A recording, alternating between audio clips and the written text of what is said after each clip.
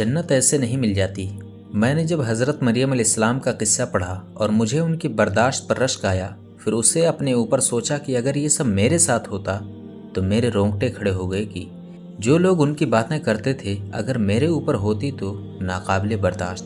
میں نے حضرت آسیہ علیہ السلام کا قصہ پڑھا جو کہ فرعون کی جوزیت میں تھی، تو ان کے صبر پر رشک آیا۔ اگر آج ہماری کسی بہن کا شوہر انہیں کچھ کہہ دے تو آسمان بول بول کر سر پر اٹھا لیتی ہیں۔ حضرت ابراہیم علیہ السلام کی پیدائش ہی بت تراش کے گھر میں ہوئی۔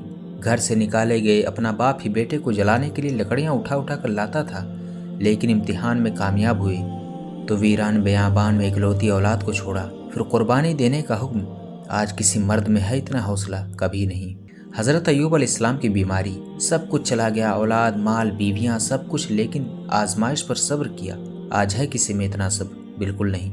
حضرت یوسف علیہ السلام کو بچپن میں ان کے والد سے بھائیوں نے دور کر کے کنویں میں پھینکا، پھر غلام کے طور پر قیمت لگا لی گئی، قید کاٹی لیکن صبر کیا۔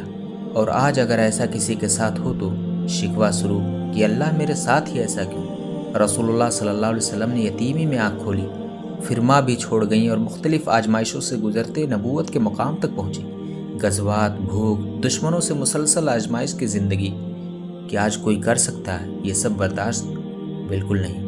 تو کیا یہ مثالیں ہمارے لیے کافی نہیں کہ مسلمان کی زندگی آزمائش ہوتی ہے اور ہمیں بھی زندگی کا ایسے ہی امتحان دینا ہے اور اسی طرح صبر کرنا ہے؟ یہ زندگی گرم صحرا کی تپتی دھوپ کی مانند ہے اور ہمیں گرم ریت پر لیٹ کر، سینے پر بھاری بھرکم پتھر کا بوجھ اٹھا کر، کبھی کچھ اس سے بڑی آزمائش ہو، سلگتے کوئلوں پر لیٹ کر چمڑی جلا کر امتحان دیتے ہوئے بس احد احد احد پکارنا ہے۔ جنت ایسے ہی نہیں مل جانی، مومنوں کی سنت پر چلنا ہوگا، صبر کے ساتھ آزمائش پر پورا اترنا ہوگا۔